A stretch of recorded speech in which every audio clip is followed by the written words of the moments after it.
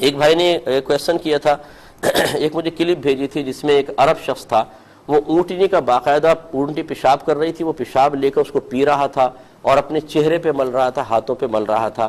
تو اس شخص نے پھر مجھ سے کویسچن کیا کہ اس کی کیا شرعی حیثیت ہے.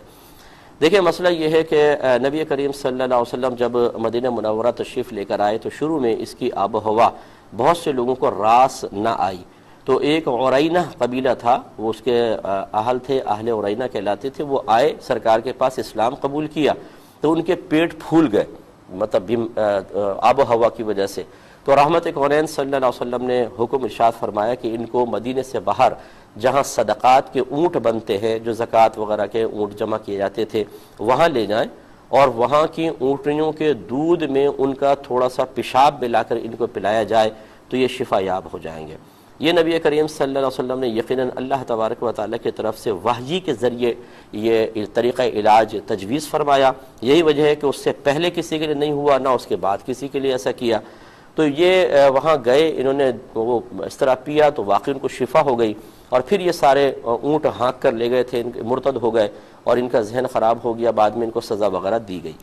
اس کو بنیاد بنا کے بعد ایسا کہتے ہیں. اس پہ میں کلام کرتا ہوں لیکن ایک مختصر سے بریک کے بعد. میرے ورد لب ہے نبی نبی، حبیب ہے. بسم اللہ الرحمن الرحیم. تو آپ کو بتا رہے تھے کہ ان لوگوں نے پھر دودھ کے ساتھ اونٹنیوں کے پیشاب ملا کر پیا، اللہ نے شفا دی. بعد میں وہ انہوں نے غلط حرکت کر کے مرتد ہوئے اور مارے گئے. یہاں سے امام شافعی رحمۃ اللہ علیہ نے یہ مسئلہ نکالا ہے کہ معقول اللحم یعنی ایسے جانور جن کا گوشت کھانا جائز ہے ان کا پیشاب پاک ہوتا ہے. یہی وجہ ہے کہ نبی کریم صلی اللہ علیہ وسلم نے اجازت مرحمت فرمائی تھی. ہمارے امام اعظم ابو حنیفہ رضی اللہ تعالیٰ عنہ اس پیشاب کو حرام ہی کہتے ہیں، سختی سے منع فرماتے ہیں. آپ کہتے ہیں کہ استنزہوا من البول فإن عامة عذاب القبر منہ. یہ سرکار کا فرمان ہے کہ پیشاب کی چھینٹوں سے بچو کیونکہ اکثر عذاب قبر پیشاب کی چھینٹوں کی وجہ سے ہوتا ہے. یہ مطلقاً کلام ہے، اس میں کوئی تخصیص نہیں، انسان کا ہو، جانور کا ہو، معقول اللحم کا ہو، غیر معقول اللحم کا ہو، سب کو نبی کریم صلی اللہ علیہ وسلم نے سب کے پیشاب کو ناجائز قرار دیا. اور اس کے لیے امام اعظم یہی کہتے ہیں کہ یہ سرکار کو وحی کے ذریعے بتایا گیا تو آپ نے ان کو خاص انہی کو اجازت دی، باقی کسی کے ساتھ اجازت نہیں ہے. امام ابو یوسف رضی اللہ تعالیٰ عنہ کہتے ہیں کہ اگر کوئی علاج کی غرض سے وقتی طور پہ اس کو استعمال کرے، باقی اور کوئی طریقہ علاج اس کے پاس نہ ہو تو اس کی گنجائش نکل سکتی ہے. اور اس میں امام محمد رحمۃ اللہ علیہ امام شافعی کے ساتھ ہیں، وہ مطلقاً اس کو پاک قرار دیتے ہیں.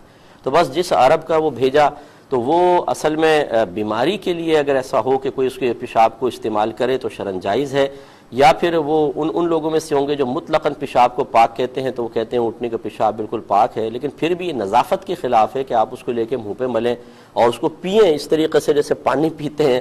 میں ابھی کچھ عرصے پہلے گیا تھا تو ایک وادی میں اکثر اونٹنی کا دودھ پینے کے لیے جاتا ہوں، تو اس نے وہ ایک بوتل میں رکھا ہوا تھا، کہنے کا 10 ریال کا لے لے. میں نے کہا میں سمجھا شہد ہے، میں نے کہا کیا ہے؟ تو اس نے بتایا اونٹنی کا پیشاب ہے. میں نے کہا ہمارے نزدیک جائز نہیں ہے. تو وہاں باقاعدہ اس طرح دیتے ہیں اس کو پیشاب میں، اونٹ میں، اس میں ملا کے دودھ میں، کہتے ہیں شفا ہوگی لے. لیکن خلاصہ کلام یہ ہے کہ احناف کے لیے شرعی طور پر اس طرح پیشاب وغیرہ استعمال کرنا حرام ہے، یہ ناجائز ہے اور عذاب قبر کا سبب بن سکتا ہے. ہاں کوئی شرعی دلیل سے وہ استعمال کرنا چاہیں تو ان کو گنجائش نکل سکتی ہے. یہ بہن نے فرمایا